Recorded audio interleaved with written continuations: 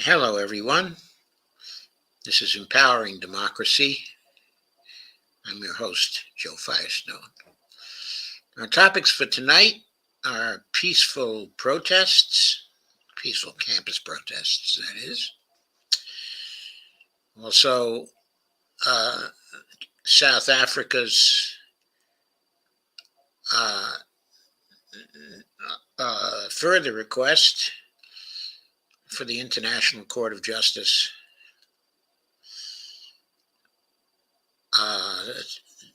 to condemn what Israel is doing, in Rafah. And third, we'll be discussing the possibility of a Palestinian state. So let's begin. I'm going to begin with a piece on peaceful campus protests.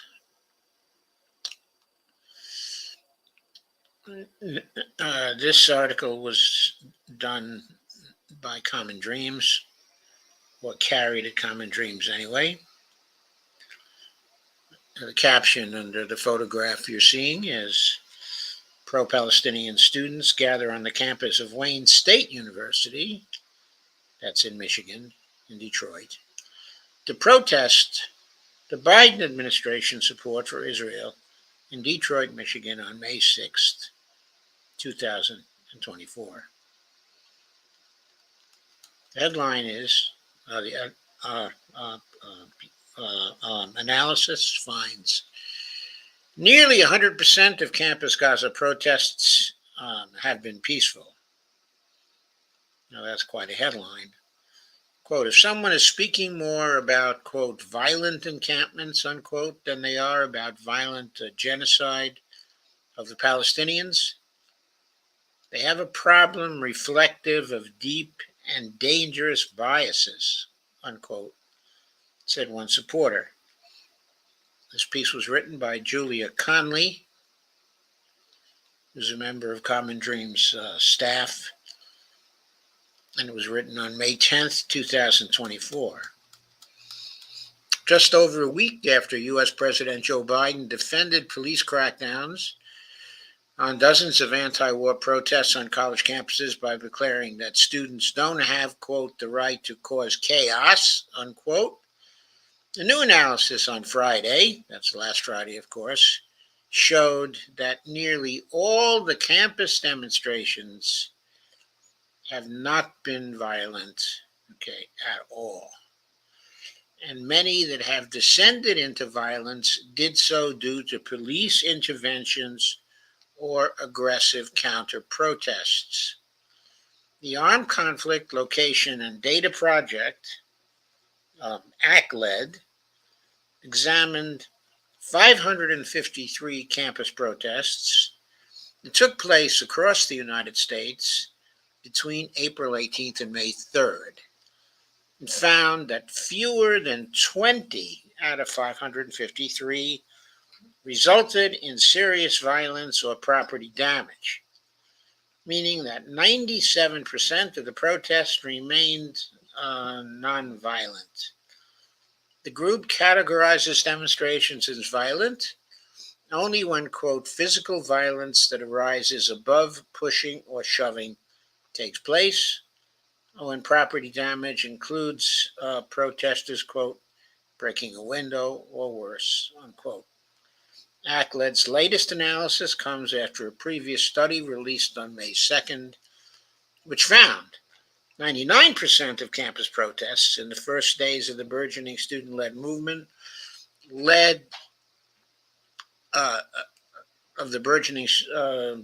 student-led movement against Israel's assault on Gaza had remained peaceful.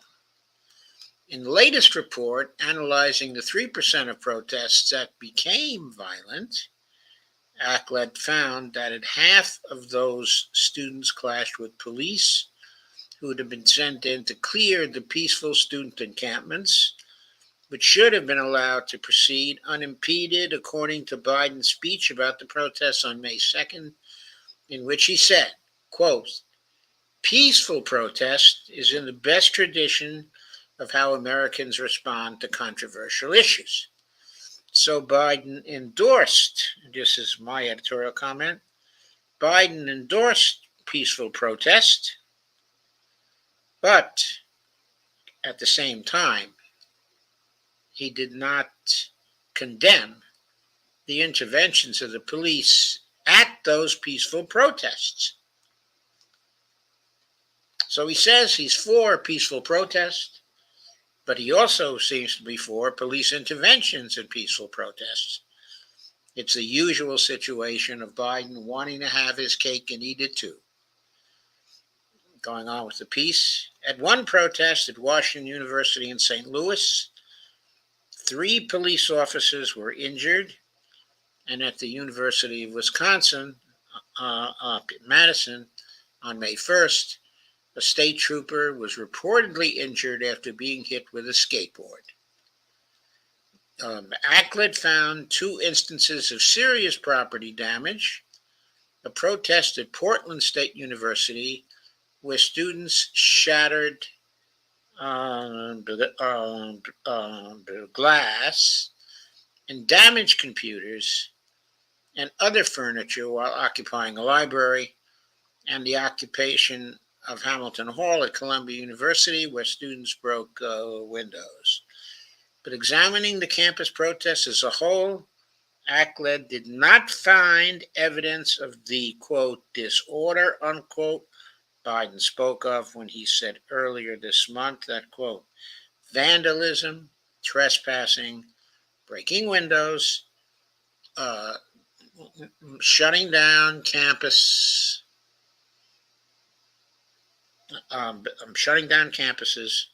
forcing the cancellation of classes and graduations, threatening people, intimidating people, instilling fear in people is not a peaceful protest.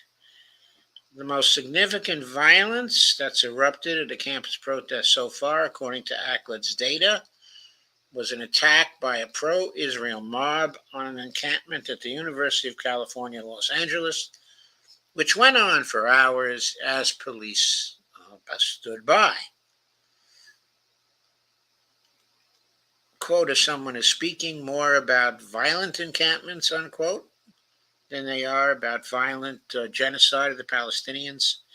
They have a problem reflective of deep and dangerous biases, unquote, said Tanya Zacherson, a surgeon at the University of Chicago Medical Center, close to the college campus, where students on Thursday said police shoved and hit them as they removed an encampment last week. While Israel invades Rafah, this is a tweet from Yilmaz Akar. While Israel invades Rafah, police have just raided the U of Chicago encampment. History will judge. The brave students at this encampment will be remembered as being on the right side of history. Free Palestine, says the tweet. ACLED documented at least 70 examples of violent police crackdowns, including the use of chemical agents and batons to disperse crowds. According to the New York Times, more than 2,800 people have now been arrested at campus protests at more than 50 colleges in the United States. The crackdowns have appeared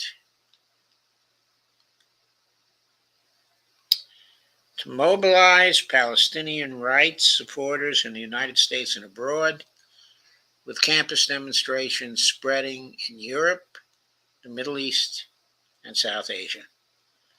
ACLED found that police have forcefully intervened against pro-Palestinian protests, both on and off college campuses, about 5 times as often as they have against pro-Israel demonstrations.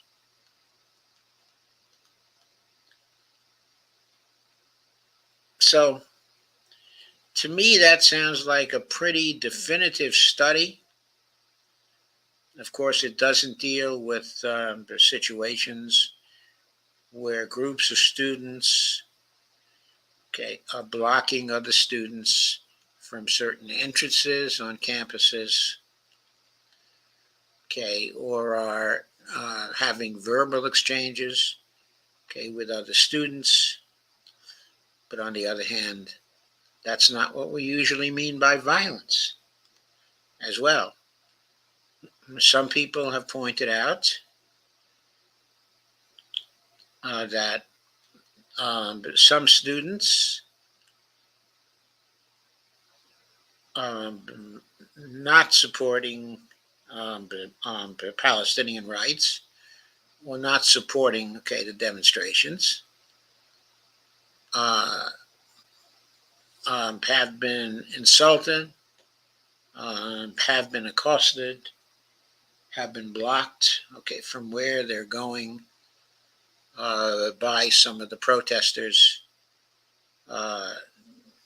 There were some instances where protesters were trying to stop other students from using certain entrances to a campus building, and were telling them to use other entrances instead. Some people seize upon this as instances, of violence, but this kind of activity is very traditional when you look at labor strikes. This happens at labor strike after labor strike. We never consider it to be violence at those strikes, and yet these same individuals are considering students using similar tactics, but to be violent. The ACLED analysis, though, doesn't consider that kind of activity, as violence. So I wanted to point that out. Having situations where some students feel uncomfortable because other students are defending Palestinian rights, some of the chants make them feel uncomfortable or are somehow insulting to them or make them, feel out of place. Well, that's exactly what demonstrations and protests are supposed to do. It's part of the game. It's not a violation of their free speech. It's not a violation, of their freedom. The people who feel uncomfortable do not own the streets. They don't have a right to stop others from exercising their rights of free speech, and a free assembly. So let me take a look at who's here at this point, and let me make sure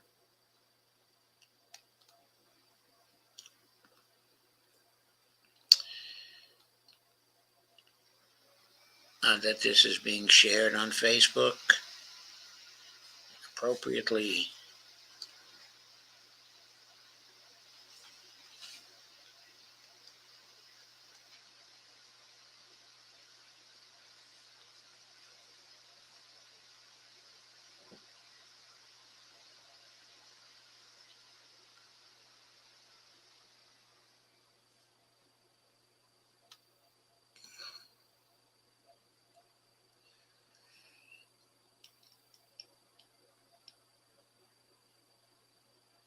And by the way, there was a news item shared by Dolores Pierce about 25 minutes ago.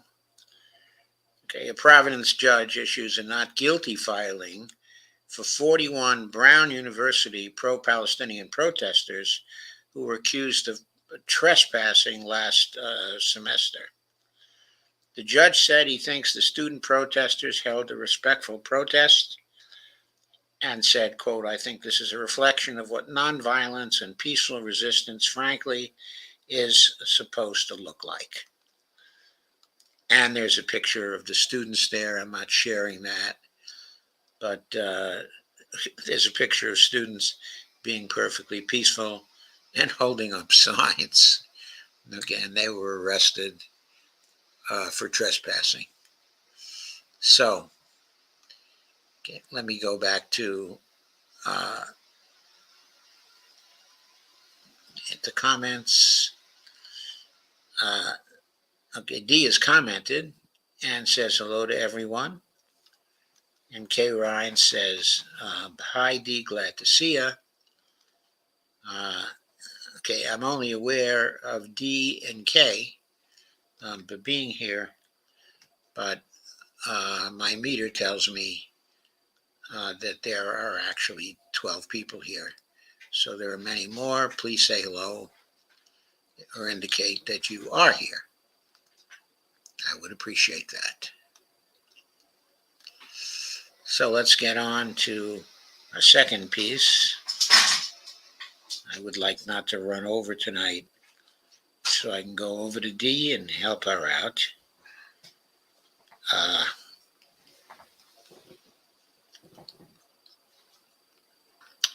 And the second piece is also from Common Dreams, and that's about the request of South Africa. South Africa urges the International Court of Justice, the World Court, action as Israeli War Cabinet expands Rafah assault.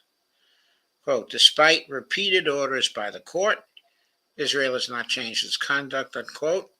South Africa's urgent request states, quote, it has doubled down on its genocidal aims and acts, including by invading Rafah, unquote. This article is by Brett Wilkins. It also was published on May 10th, 2024. As Israel's war cabinet voted Friday to expand the invasion of Rafah, South Africa filed an urgent request for the International Court of Justice to order Israel to stop its assault on Gaza's southernmost city, citing violations of the Genocide Convention and, quote, particularly severe, unquote, risks to the 1.5 million displaced Palestinians and residents sheltering there. Quote, the situation brought about by the Israeli assault on Rafah and the extreme risk it poses to the humanitarian supplies and basic services into Gaza, to the survival of the Palestinian medical system, and to the very survival of Palestinians in Gaza as a group, is not only an escalation of the prevailing situation, but gives rise to new facts that are causing irreparable harm to the rights of the Palestinian people in Gaza, unquote, South Africa's request states. Quote again, this amounts to a change in the situation in Gaza since the court's order of March 28, 2024, unquote. The filing continues, referring to the ICJ's directive for Israel to stop blocking desperately needed humanitarian aid from entering the embattled enclave. The March 28th directive also reiterated the court's earlier preliminary ruling that found Israel is, quote, plausibly, unquote, committing genocide in Gaza, and ordered the Israeli government to, quote, take all measures within its power to uphold its obligations under Article 2 of the Genocide Convention. Of course, Israel has done nothing about this since March 28th. Breaking. South Africa requests at CIJ_ICJ. This is a tweet by Omar Shakir, to order Israel to end, quote, brutal military attack on sole remaining refuge, unquote, for Gaza's population citing emerging, quote, evidence of Israeli atrocities, unquote. Quote again, nowhere for Palestinians to go, unquote, an act, quote, reminiscent of the genocidal practices at Srebrenica, unquote. Okay, that of course was in city inside, okay, of Yugoslavia during the breakup of that state in 1998, 1999. A tweet from the International Court of Justice, CIJ underscore ICJ, said, and the previous tweet was a quote tweet of that, said, press release, South Africa submits an urgent request for the indication of additional provisional measures and the modification of the previous provisional measures indicated by the hashtag ICJ in the case of hashtag South Africa versus hashtag Israel. And then it gives the link to that. That was issued by the International Court of Justice itself.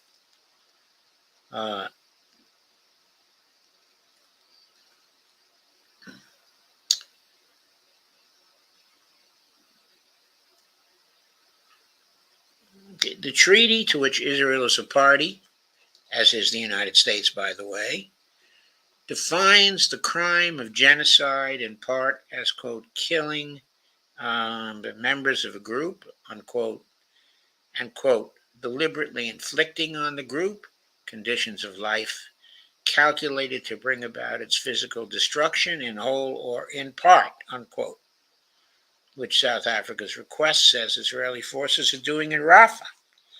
The new filing argues 3 points. First, Rafah is now effectively the last refuge in Gaza for 1.5 million Palestinians from Rafah and those displaced by Israeli action, and the last viable center in Gaza for habitation, public administration, and the provision of basic public services, including medical care.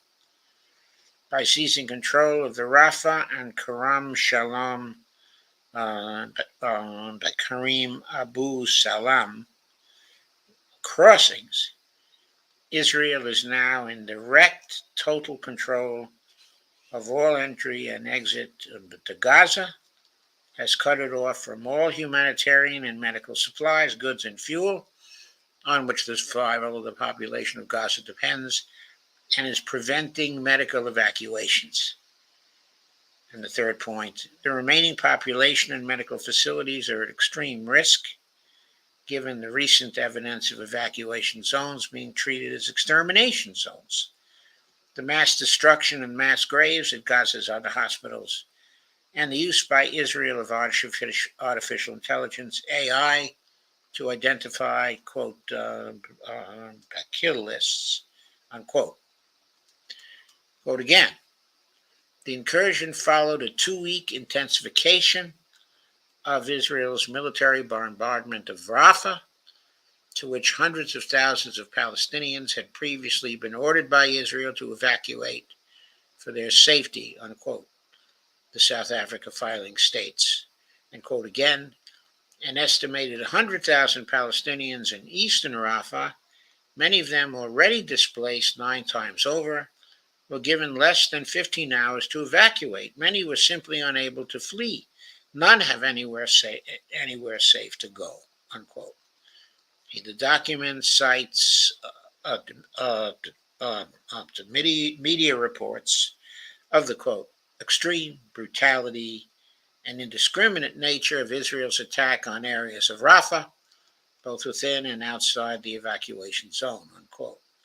Quote, videos posted on social media by Israeli soldiers record them firing directly on areas where tents are pitched by displaced Palestinians, unquote. The filing states, quote, many, including large numbers of Palestinian children, have been killed or injured already. There is recently published testimony from Israeli soldiers who have served in Gaza that Israeli soldiers treat evacuation zones as, quote, zones of extermination, unquote, in which all remaining Palestinians are considered to be legitimate targets. Israel also relies extensively on AI to select its target and kill lists, unquote, unquote. And quote again, despite repeated orders by the court, Israel has not changed its conduct, unquote, the filing states. And quote again, it has doubled down on its genocidal aims and acts, including by invading Rafah. Members of the Israeli Ministerial Committee on National Security Affairs, the Security Cabinet, and the War Cabinet have continued their genocidal rhetoric, unquote. South Africa lodged its genocide complaint against Israel in December. Since then, more than 30 nations and regional blocs and hundreds of advocacy groups have joined. The ICJ last month set October 28th as the deadline for South Africa's comprehensive submission in the case. Israel has until July 28th, 2025 to respond. Well, I think that's outrageous. In other words, the timing of the Israeli required response, not until July 28th, 2025, is just outrageous. I mean, there's a plausible genocide being committed there. There needs to be action taken to end the genocide, and Israel is being given plenty of time before it has to answer for the accusation, of genocide. Being given until July 28, 2025 to respond. That's ridiculous. The rules at the ICJ have to be changed completely. It has to act a lot faster if genocides are to be stopped. A final ruling from the tribunal is not expected for years. Israel says the case is, quote, baseless, unquote, which is a joke, of course. But of course, that the final ruling is not expected for years is a joke, and has excused South Africa of, quote, functioning as the legal arm of Hamas, unquote, which led the attacks in which more than 1,100 Israelis and others were killed, at least some by so-called, quote, friendly fire, unquote. I thought it was 1,200. I guess that's now been revised downward to 1,100. But yeah, some of those deaths were caused by friendly fire. There are some observers of the conflict who have asserted that at least half of those killed were killed by the Israelis themselves in friendly fire, since they didn't care about the safety of their own people. Since then, Israeli forces have killed nearly 35,000 Palestinians, mostly women and children, while wounding more than 78,000 others. Over 11,000 Palestinians are also missing and presumed dead and buried beneath the rubble of the hundreds of thousands of bombed-out homes and other buildings. Around 90% of Gaza's 2.3 million people have also been forcibly displaced, and Israel's, quote, complete siege, unquote, of the Strip has caused mass starvation and has led to deaths of dozens of children from malnutrition and dehydration. Friday's filing came on the same day that a group of UN experts demanded that U.S. President Joe Biden, Israel's most important international backer, follow through on his red line threat to halt arms shipments to Israel in the event its forces invaded Rafah. On Thursday, Biden was accused of retreating from his red line by stating he would only cut Israel off if it launches a, quote,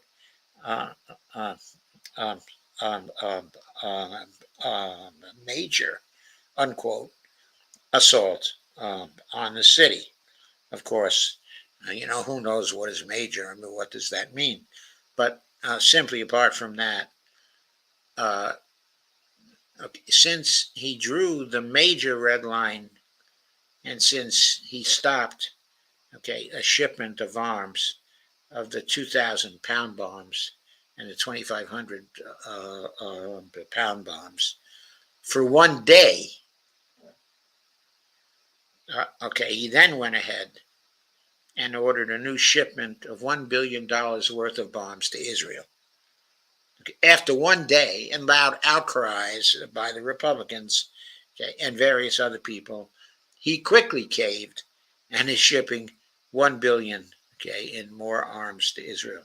Common Dreams reported Tuesday that Biden is delaying shipments of two types of bombs to Israel in order to send a message the president is angry and frustrated over what he called Israel's, quote, indiscriminate bombing, unquote, of Gaza civilians. However, the U.S. continues to supply billions of dollars of weaponry to Israel and also provides diplomatic cover in the form of UN vetoes and other moves. On Friday, for example, the U.S. was one of only 9 nations to vote against the UN General Assembly resolution earning the Security Council to grant Palestine full membership in the world body. The vote was 143 to 9 with 25 abstentions. Also on Friday, human rights defenders from around the world gathered in Johannesburg for the inaugural Global Anti-Apartheid Conference on Israel. So,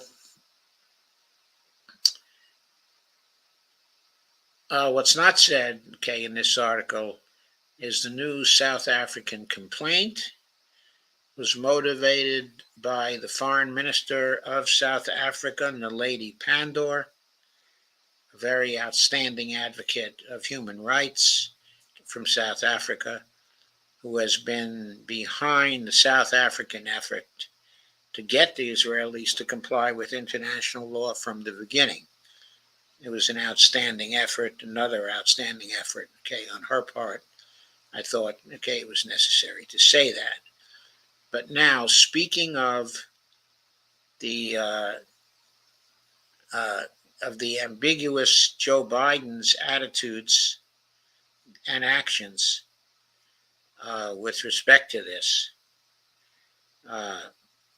many of the settlers in Israel, okay, in the West Bank, the settlers in occupied lands that were reserved by the UN, okay, for the Palestinians, are dual citizens of Israel, okay, and other nations. Quite a few of them are dual citizens, okay, of the United States. One action that was possible for the Israelis to take, okay, as I was reminded by a close friend of mine today, who's gone public with this in the form of a blue sky tweet. Okay, I'm speaking, okay, of Lisa Theobald.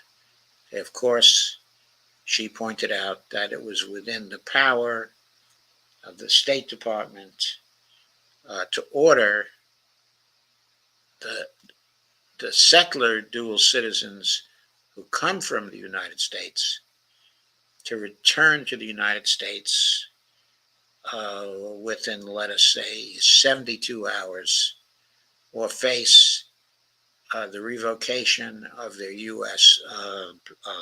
Passports. She points out that would result in hundreds of thousands of people coming back to the United States. Britain did something similar. There would be many more people who would be coming back to the United States. There are also many citizens of Canada who are dual citizens of there too, who would be likely to come back to the United States because they won't want to lose their citizenship, okay, in this country. Such a migration, okay, from Israel would result in a change on the ground in the Israeli situation and might remove much of the motivation of the Israelis to continue on with their genocidal acts. There are other things that can be done, though, to end, okay, the genocide. as well. Of course, another perhaps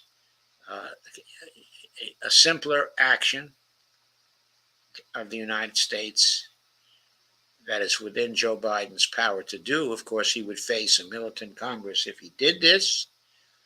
But of course, we're talking about a genocide here. Either he has the courage to end that international crime, the most serious of international crimes, or he doesn't.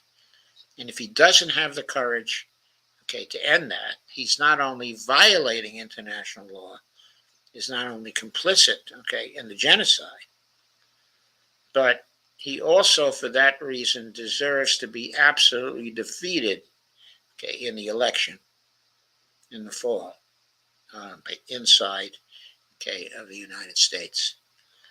The action I'm talking about, of course, is stopping the shipment of all arms to Israel until they evacuate Gaza completely and end this attempt, at genocide, until they comply with the orders of the International Court of Justice.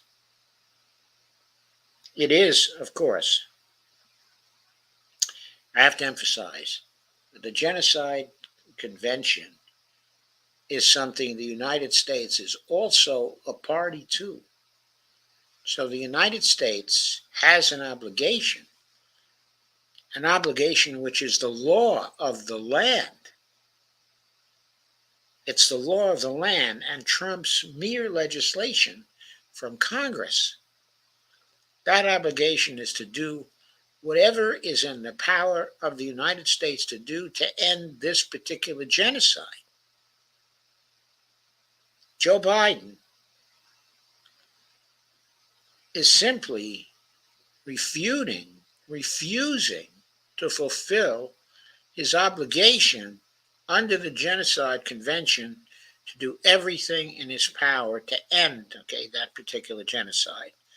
Two things that are in his power to do to end, that genocide. One is stop the shipment of arms to Israel, whatever Congress has to say. And the other is revoke the passports of those hundreds of thousands of settlers who come, from this country and who are really participating in genocidal and ethnic cleansing acts, in the West Bank, and who are politically motivating the drive towards genocide inside, of Gaza. I would be remiss if I didn't mention some things that other nations who are parties to the Genocide Convention could also do. For example, the Egyptians could have tried to prevent the Israeli occupation of the border with Gaza on the Egyptian side, of that border. When Israel went into the Philadelphia corridor and took control of the whole corridor, they were violating their treaty with Egypt. The Egyptians were perfectly within their rights to use their own armed forces to oppose the Israelis and to stop that. They had an obligation to do that. First of all, it was a violation of their own treaty with Israel, but in not doing anything, they were violating their own obligation under the Genocide Convention to do whatever they could do to stop what Israel, was doing. That's something that another nation could have done, but here's yet another thing that some other nation could do. The Iranians have proven that they can get their missiles through the Iron Dome. They proved that in their retaliation against the Israelis, for the Israeli attack on their consulate in Syria. Uh, 9 of their missiles got through the Iron Dome and other defenses. There's a combination of defenses, including the Iron Dome, a number of U.S. Defenses, also David's sling. 4 or 5 different defensive systems were defending Israel on that particular day against the 350 objects that was sent, by the Iranians. But the really serious missiles, the 9, specifically the 9 ballistic missiles, all of them got through to their targets. They were precisely delivered, and they exhibited the capability of the Iranians to precisely attack certain areas without the destruction spilling over to other areas. I believe the Iranians have the capability to deliver those missiles to the West Bank settlements, which are illegally occupied by the Israeli settlers. If the Iranians were to act to do that, it's also my belief that those settlers would very soon be running to Ben Gurion Airport to go back where they came from. Such a mass migration of settlers would create facts on the ground inside of Palestine to allow the establishment of a 2-state solution there. The Israelis had blocked a 2-state solution for many, many years by setting up these particular settlements and by isolating the Palestinians in the equivalent of the Bantustans of South Africa. That could be ended by the Iranians. They have the power to do it. Would the Israelis retaliate? I don't believe they would, because the Israelis know that the Iranian missiles can get through. And the situation would be one where, first of all, the Iranians would be upholding international law in making such an attack, because the Israelis are violating international law by occupying those areas and by having the settlers occupy those areas. So the Iranians would be justified under international law in making such an attack. That doesn't matter to the Israelis. But what does matter to them is in showing that they could attack the settlements with very precise attacks. They would also be demonstrating to the Israelis that they could demonstrate the western part of Jerusalem, Haifa, and also Tel Aviv, and that the Israelis really couldn't do anything about it. And so there are states that can do things to stop this particular genocide. It will take, of course, great courage to do any of these things. I think the least amount of courage here that would be involved would be for the United States to take action.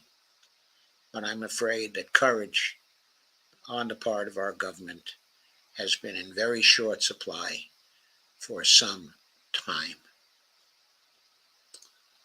Well, I'm going to move on now to our third piece for tonight.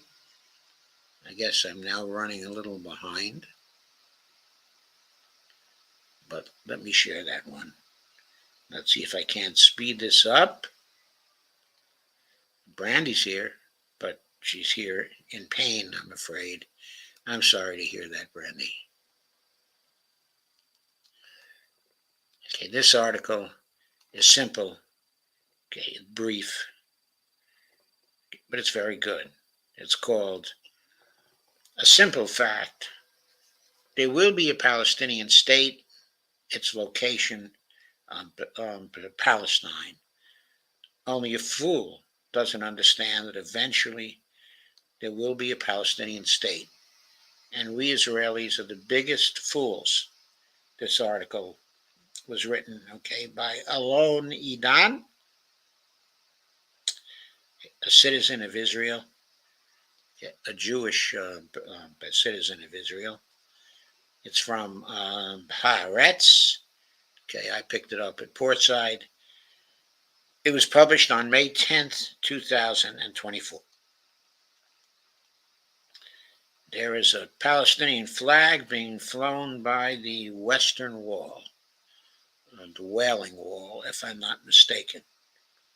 I'm sorry, I'm wrong about that. A child holds a Palestinian flag outside the church, okay, of the Nativity on the day the Holy Fire arrives in Bethlehem in the Israeli-occupied West Bank, May 4th, 2024. The credit, okay, was to Musa Kawasma, um, um, um, at Reuters. The author says, here's a simple fact. There will be a Palestinian state. The reason? There are many Palestinians.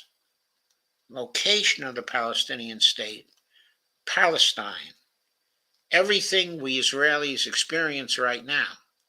This whole quote unquote situation, the lingering despair of quote unquote now what? This dead end we're caught in, the helplessness, this immense human tragedy. This entire situation is nothing but the outcome of our sheer stupidity. Yes, we are unfortunately terribly stupid, smart, but also really dumb. I say we are dumb because we refuse to accept the obvious. We refuse to see what the whole world sees. We continue to act like children who close their eyes and believe that if they don't see anything, reality doesn't exist. We're in the infantile stage. We're infantile, soon to be 76 years old, but still just babies. What's ridiculous is that we're sure we're really smart. Israel must choose a far-right minister or the hostages. The U.S. must recognize Palestine. U.S. vetoes proposal to give Palestinians full UN membership. 12 members vote in favor. But only a fool doesn't understand that eventually there will be a Palestinian state.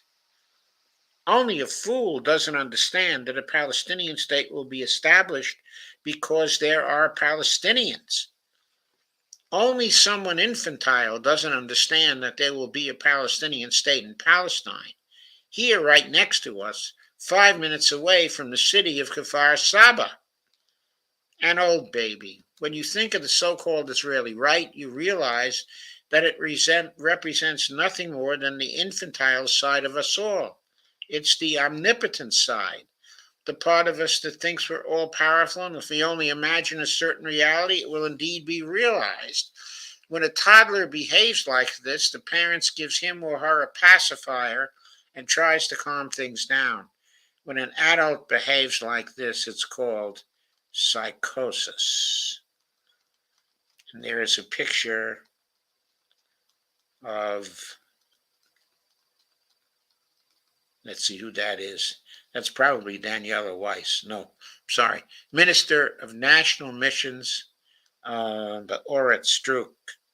The credit is to Ohad Zwigenberg. National Missions Minister Oret Struk is infantile and suffering from psychosis. Oret Struk, is a baby. a baby who has been living for many years now, an old baby. On Wednesday, Strzok said that we shouldn't stop the war to save 22 people or 33 people, quote unquote. It's madness and a disconnect from reality. From a theoretical, almost philosophical perspective, we should have felt sorry for her. We might have tried to trace back to the roots and branches out of which such rotten leaves grew and such bleak words sprang. We could have also tried to understand what happened, how a person becomes less of a person, what makes one's heart harden and one's soul darken, how sadness stiffens into a rage, and how compassion turns into anger. But we're not in a theoretical or philosophical world. We're in reality, in actual being. We're in life, death, pain, and blood. We're in longing and the urge to save others, and every word is a word, every letter is a letter, and every syllable has its own weight, significance, and meaning. Strzok said, quote, 22 or 33, unquote. The difference between 22 and 33 is 11. And in this case, 11 means 11 hostages held in Gaza. That's 11 people, 11 lives. Every one, quote unquote, was once a baby who had chickenpox and woke up in the middle of the night. Every one is, quote, did you see? She's walking, unquote. And, quote, did you hear? She said, Dada, unquote. And then she had a fever and you got the nebulizer, then ran with her to the emergency room and the fear you felt, and, quote, I hope it will be all right, unquote. The wisdom of the fools. On March 26, 2018, during a meeting of the Knesset's Foreign Affairs and Defense Committee, the deputy head of Israel's civil administration, Colonel Yuri Mendez, provided the following figure to the lawmakers. About 5 million Palestinians live in the West Bank and the Gaza Strip. This number doesn't include the residents of East Jerusalem and the Israeli Arabs, who, according to the Central Bureau of Statistics, numbered 1.8 million people. According to the Bureau, about 6.5 million Jews lived in Israel at that time. These figures show that more Arabs than Jews lived between the Jordan River and the Mediterranean Sea. That's another greatly distorted picture. Palestinians walked through the destruction in the wake of an Israeli air and ground offensive in Khan Yunis, southern Gaza Strip, Monday, April 8, 2024. The credit is to Fatima Shabir of the Associated Press. Following the presentation of this data, an uproar broke out among right-wingers. They listened to the bits of reality presented to them in the Knesset and began to employ the foolish sage's favorite weapon, an infantilization of reality. Lawmaker Moti Yogev, of Habayit HaYehudi, claimed that Mendez was inflating the numbers since, according to Yogev, in 2016, wrote about 80,000 births and 8,000 deaths were reported, which is a life expectancy that doesn't exist anywhere in the world, unquote. This is what the wisdom of the fools looks like. They go into the forest of numbers and find undocumented trees or overdocumented bushes, and then declare, quote, there is no forest, unquote. Like in A Naked Gun, when Leslie Nielsen stands with the whole city burning behind him and tells the people, quote, nothing to see here. The same goes for the infantile right. It looks at millions of Palestinians and says, quote, go home. There's nothing to see here. There are no Palestinians, unquote. Stupidity has a price, an expensive one. Dead people, wounded, um, um, um, mutilated, kidnapped. Then there's a sense of futility, of existential anxiety, and clinical depression. Then come brutalization, madness, ranting, bragging, and crashing. There will be a Palestinian state. It's not up to us. Now he's speaking to the Israelis. And it's not about us. It's about reality. The only question is whether we'll enter reality or continue to live in fantasy. if we'll come to our senses at the last moment, or if we'll continue being so utterly stupid. I thought you should hear that article because it is so fundamentally true in a very, very important way, I think. So,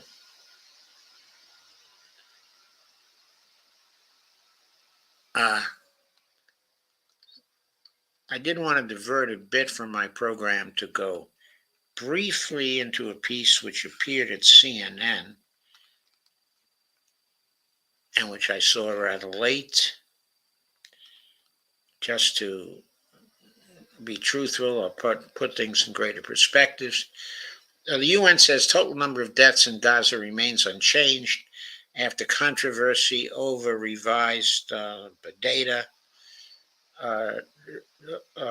This one was written by Abir Salman, Richard Roth, Jeremy Diamond, and Sugam Pokhara of CNN.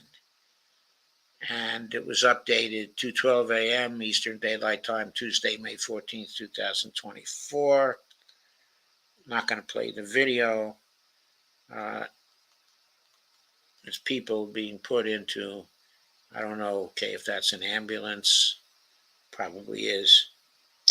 Israeli airstrikes in Gaza leave dozens of civilians dead. Okay, the UN on Monday clarified the overall number of fatalities in Gaza, tallied by the Ministry of Health, remains unchanged at more than 35,000 since the war broke out between Israel and Hamas on October 7th. The clarification comes after the UN humanitarian agency, OCHA, the United Nations Office for the Coordination of Humanitarian Affairs, published a report on May 8th with revised data regarding the number of Palestinian casualties in the war. The UN agency in its report reduced the number of women and children believed to have been killed in the war by nearly half.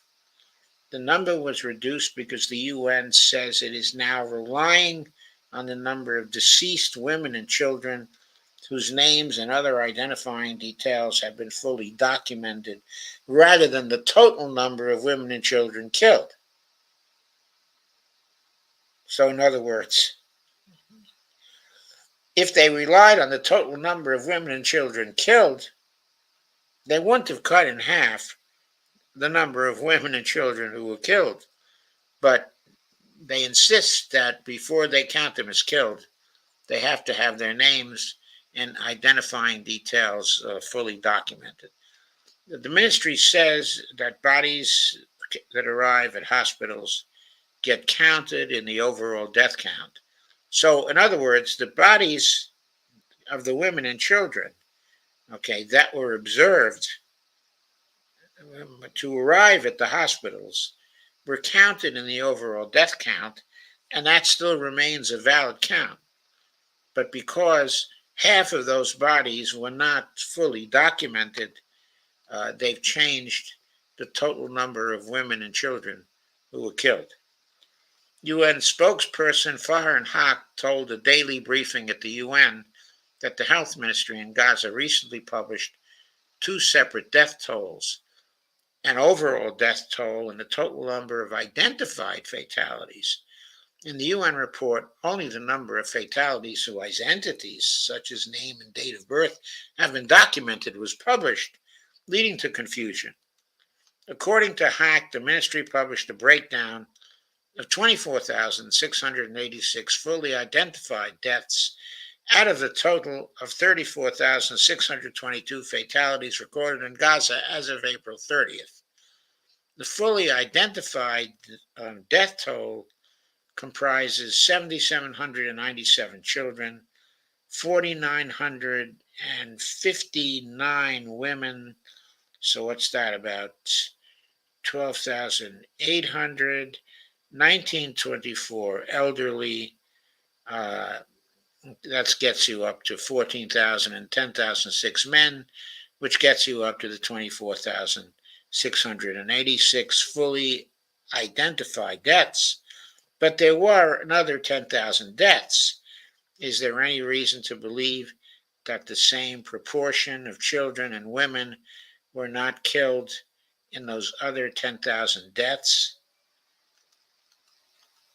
I don't know. I don't see any reason to assume that the proportion of women and children would be different there. But anyway, the health authority in Gaza noted the documentation process of casualties. Full identification details is still ongoing. So they will be adding to the death toll of women and children as they identify the people. Two officials from the Palestinian Ministry of Health have told CNN that though the ministry keeps a separate death toll for identified and unidentified individuals, the total number of people killed remains the same. The total number of dead also does not include the approximately 10,000 people who are still missing and trapped under the rubble. So there are another 10,000 people. In other words, apart from the 35,000 total that were killed, there are another 10,000 people who are still missing and trapped under the rubble. Israel launched its military assault on Gaza on October 7th after the militant group Hamas, which governs Gaza, killed at least 1,200 people in Israel and abducted more than 250 others. Israel's, that total, of course, has been now defined down to 1,100, as we saw previously. Israel's months-long siege of the Palestinian enclave has since pulverized large parts of Gaza and drastically diminished critical supplies, exposing the entire population, more than 2.2 million people, to the risk of famine. CNN has seen a daily report from the Palestinian Health Ministry, which matches the number OCHA published in the revised version.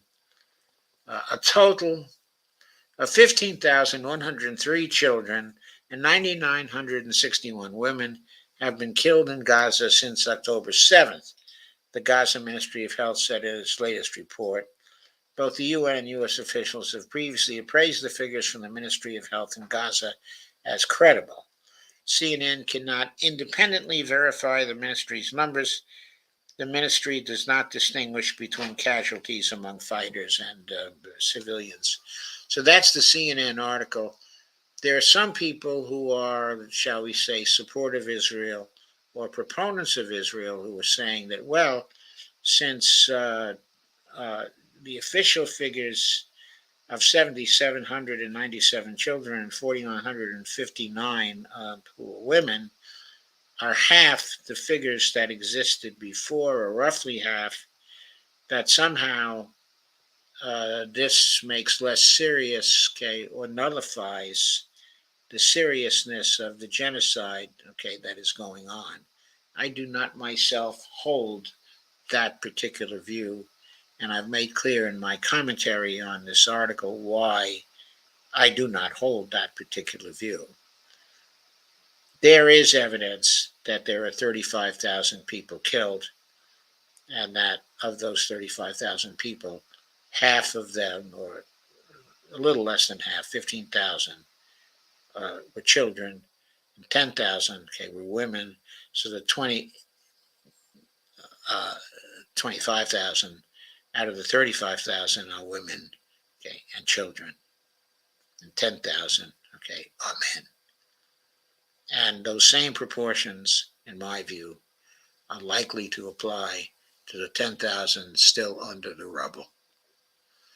But I'm going to go on to my final article now.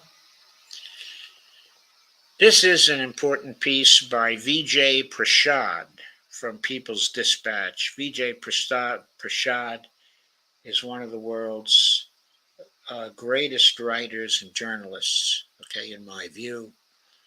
He works at the Tricontinental Institute, very, very important institute. I picked this up in Portside, even though it was originally from People's Dispatch. It was from May 11th, 2024. Will the Palestinian groups create a new Palestinian political project? The first task is to prevent the attack on Rafah and end the genocide. However, soon thereafter, the political malaise that has befallen the Palestinian people must be overcome. And this is 1970. Arafat with Democratic Front for the Liberation of Palestine leader Nayef Awatma, Palestinian writer Kamal Nasser, at a press conference in Jordan, in Amman. Palestinian groups are now trying to strengthen their existing unity. In Cairo, representatives from Hamas held indirect talks with Israel for a ceasefire. The sticking point for several of the rounds was the order of events. Israel wanted the hostages to be released before it would stop the bombing, while Hamas said the bombing must stop first. Who would be so stupid as to release the hostages before Israel stops the bombing? I mean, who would give up the leverage? Who would be that stupid? Israel has called, and this wasn't a serious demand by Israel. It was a demand they made so they would not have to agree to release the hostages. Israel has called for the disarming and dismantling of Hamas, which is a maximalist demand unlikely to be met, says VJ. Hamas, meanwhile, would like not only a ceasefire but an end to the war. Both sides blamed each other, which made the task of the Egyptian and Qatari negotiators more difficult. The best outcome possible from the Cairo talks is an end to the current genocidal war against the Palestinians in Gaza. The negotiations to end the war took on an extra urgency as Israel bombed the edge of Rafah, the only city in Gaza not yet decimated by Israel. With no place to flee, the Palestinian civilians in Rafah cannot be sheltered from any attack, even if it's not as violent as conducted by the Israeli army against Gaza City and Khan Yunis. Those attacks have created 37 million tons of rubble, which are filled with contaminants and an immense number of unexploded bombs, which will take 14 years to disarm. But here the Israelis go. They want to settle the seaside there. They want to sell seaside property to Jared Kushner. Israel believes that the last organized remnants of Hamas exist in Rafah. That will either bomb the millions who live there to destroy it, or it will have to agree to destroy itself through negotiations. Both are unacceptable to the Palestinians, who neither want more civilian casualties nor the breakup of one of the fiercest defenders of the right of Palestinians to self-determination. Despite Hamas's agreement with the ceasefire proposal, Israel launched violent attacks on Rafah and seized control of the Rafah crossing into Egypt, the Philadelphia corridor, thereby cutting off the main access route for aid into Gaza. The talks continue, but Israel is simply unwilling to take them seriously. Palestinian unity. Israel's disregard for the negotiations and the level of its violence can be measured based on two political realities. It does not take their negotiations with the Palestinians seriously, and it feels it can bomb with impunity. This is so because, firstly, Israel is backed fully by the global North states, mainly the United States and Europe. And secondly, it does not regard Palestinian political views as vital because it has succeeded in breaking the political unity amongst Palestinians and has succeeded in politically disorienting the various factions by the arrest of their main leadership. This does not entirely apply to Hamas, whose leadership was able to set up operations in Damascus and then later in Doha, Qatar. I should say Qatar. While it is impossible to imagine a rapid about-face from the global North countries, it has become entirely clear to the Palestinian factions that absent their unity, there will be no way to compel Israel to end its genocidal war. And then, of course, its occupation of Palestinian lands combined with its apartheid policies inside Israel. In late April 2023, Hamas met with Fatah, the other major Palestinian political force in China, as part of a long process to create common ground between them. Relations between these two major political parties broke down in 2006 and 2007, when Hamas won the parliamentary elections in Gaza and when Fatah, in charge of the Palestine Authority, contested these results. Indeed, the two factions fought each other militarily in Gaza before Fatah retreated to the West Bank. During Israel's genocidal war, both Fatah and Hamas sought to bridge the gap and not to permit their differences to allow both the expulsion of Palestinians from Gaza and the defeat of Palestinian political aims in general. High representatives of these two parties met uh, uh, uh, uh, in Moscow earlier this year, and again in China in May. For this meeting in China, Fatah sent its senior leaders, including Nizam al-Ahmad, who is on the Central Committee and leads its Palestinian reconciliation team, while Hamas sent equally senior leaders, including Musa Abu Marzouk, a member of the party's political bureau and its de facto foreign minister. The negotiations did not result in a final agreement, but as part of a long process, it has deepened the dialogue and the political will between the two parties to work together against the Israeli genocidal war and the occupation. Further meetings at this high level are being planned, with a joint statement to follow later regarding a call encouraged by China's President Xi Jinping for an international peace conference to end the war and a joint Palestinian platform regarding the way forward. Gaps. Fatah, the anchor of the Palestinian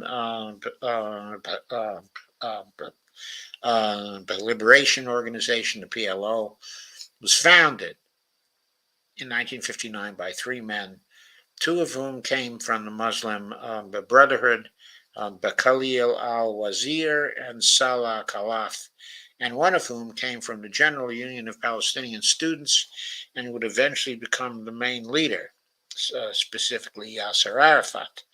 The PLO established itself as the core of the Palestinian struggle against the catastrophe of 1948 that lost them their lands, made them second-class citizens inside Israel, and sent hundreds of thousands of Palestinians into decades of exile.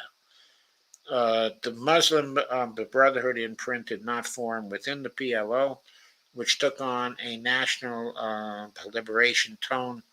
It was sharpened by the various left factions, such as the Popular Front for the Liberation of Palestine, the PFLP, formed in 1967, and the Democratic Front for the Liberation of Palestine, the DFLP, formed in 1968.